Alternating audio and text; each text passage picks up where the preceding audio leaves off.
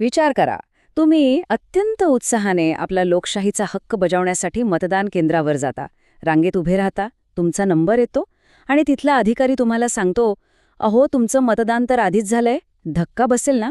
पण तुम्ही तर पहिल्यांदाच तिथे गेलेले असता. मग तुमच्या नावाने मतदान नेमकं कुणी केलं? एखाद्या मतदाराचा हा हक्क नेमका कसा चोरला जातो? आजच्या या विश्लेषणात आपण याच गंभीर प्रश्नाचं उत्तर शोधणार आहोत. मूलभूत हक्काच्या या चोरीला अधिकृत भाषेत इम्पर्सोनेशन वोटिंग किंवा तोतयगिरी करून केलेलं मतदान असं म्हणतात. सोप्या भाषेत सांगायचं तर खऱ्या मतदाराची ओळख वापरून दुसऱ्याच कोणीतरी बेकायदेशीरपणे मतं टाकणं. आणि हे काही साधंसुद्धा प्रकरण नाही बरं का. ही केवळ एका मताची चोरी नसून थेट आपल्या लोकशाहीवरची डल्ला मारण्याची पद्धत आहे.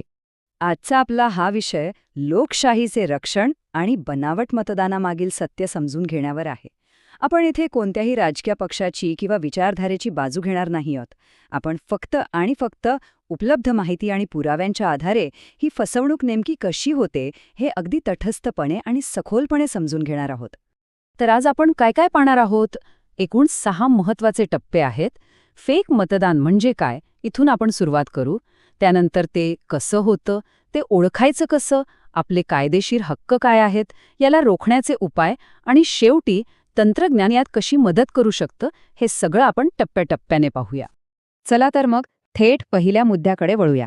फेक मतदान म्हणजे नेमकं काय आणि ही तोतयगिरी कशी चालते ते समजून घेऊ.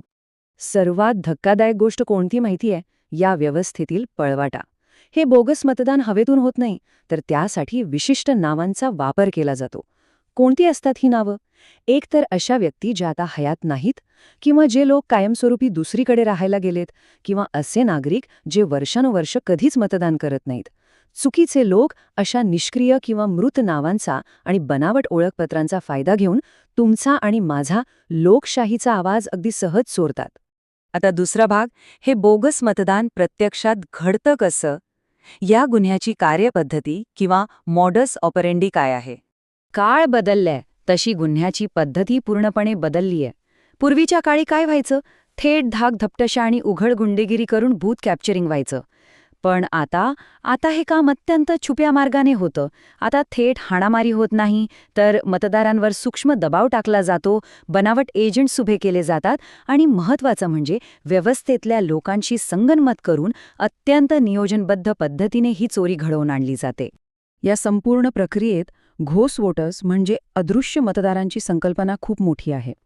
मघाशी म्हटल्याप्रमाणे मृत व्यक्ती, स्थलांतरित लोक आणि कधीही मतदान न करणारे लोक यांचा एक मोठा साठा मतदार यादीत तसाच राहतो. मतदार याद्या वेळेवर अपडेट न झाल्यामुळे अशा ओळखी तोतेगिरीसाठी सहज उपलब्ध होतात आणि मग याच अदृश्य मतदारांच्या नावावर बोगस मतदान टाकलं जातं. पण हे सगळं शक्य कसं होतं? याचं सर्वात मोठं कारण आहे कमजोर पडताळणी. तुमच्याकडे कितीही बनावट आयडी असू दे किंवा एडिट केलेल्या स्लिप्स असू दे, जोपर्यंत मतदान केंद्रावरचा अधिकारी ओळख तपासण्यात कुचराई करत नाही, तोपर्यंत हे शक्यच नाही. जेव्हा अधिकाऱ्यांकडून ओळखपत्रांची बारकाईने तपासणी होत नाही, तेव्हाच अशा प्रकारची तोतय्यारी एकदम सोपी आणि विनासायास होऊन जाते. आता वळूया आपल्या तिसऱ्या मुद्द्याकडे, धोक्याचे इशारे. आपण हा प्रकार कसा ओळखायचा? गुन्ह्याचा शोध कसा घ्यायचा? पहा, आपण सामान्य नागरिक म्हणून काही गोष्टींवर नक्कीच लक्ष ठेवू शकतो. जर बूथवर कुणाला सांगण्यात आलं की तुमचं मतदान आधीच झालंय, तर तो सर्वात मोठा रेड फ्लॅग आहे.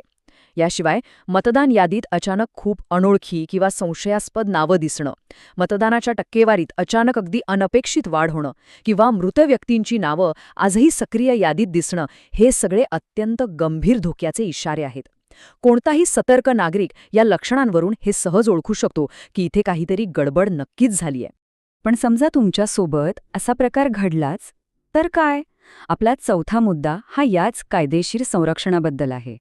आपली कायदेशीर ढाल कोणती? एक अत्यंत महत्त्वाचा शब्द कायम लक्षात ठेवा, टेंडर्ड वोट. ही माहिती आपल्या प्रत्येकाला असलीच पाहिजे. समजा तुम्ही मतदानाला गेलात आणि तुम्हाला कळलं की तुमच्या नावावर कोणीतरी आधीच मतदान करून गेलंय, अशा वेळी अजिबात निराश होऊन घरी परतायचं नाही. अशा परिस्थितीत तुमचा आवाज नोंदवला जावा यासाठी तुम्हाला टेंडर्ड वोट मागण्याचा पूर्ण कायदेशीर अधिकार असतो. हे लोकशाहीने आणि निवडणूक आयोगाने दिलेलं आपलं एक अत्यंत ताकदवान हत्यार आहे. आता येऊया 5व्या आणि अत्यंत कृतिशील भागाकडे.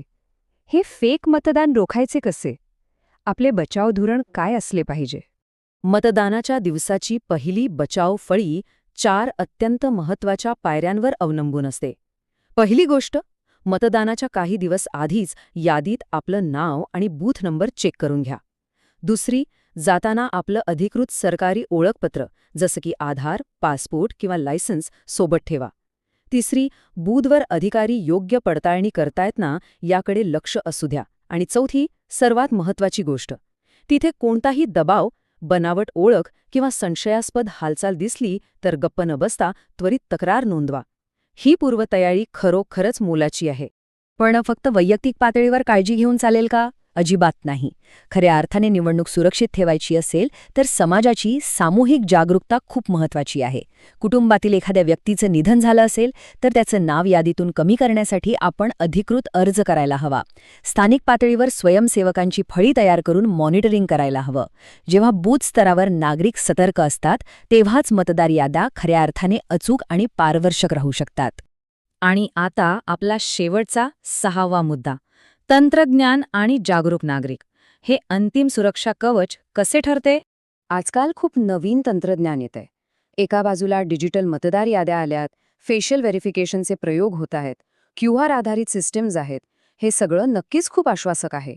पण दुसऱ्या बाजूला एक गोष्ट कायम लक्षात ठेवा. खरे सुरक्षा कवच हे तंत्रज्ञान नाही तर माहिती असलेला, जागरूक आणि सक्रिय नागरिकच आहे. तंत्रज्ञान कितीही प्रगत झालं तरी प्रत्यक्ष मतदान केंद्रावर डोळसपणे नजर ठेवून असलेल्या एका सतर्क नागरिकाची जागा ते मशीन कधीच घेऊ शकत नाही.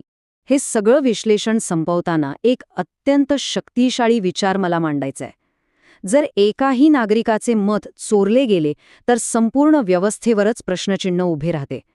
हे केवळ एका व्यक्तीचं नुकसान नसतं, तर तो लोकशाहीच्या मूलभूत विश्वासावर झालेला मोठा हल्ला असतो. निवडणूक प्रक्रियेची पारदर्शकता टिकवून ठेवण्यावरच लोकशाहीचे अस्तित्व अवलंबून आहे. हा विश्वास जर एकदा तुटला तर लोकशाही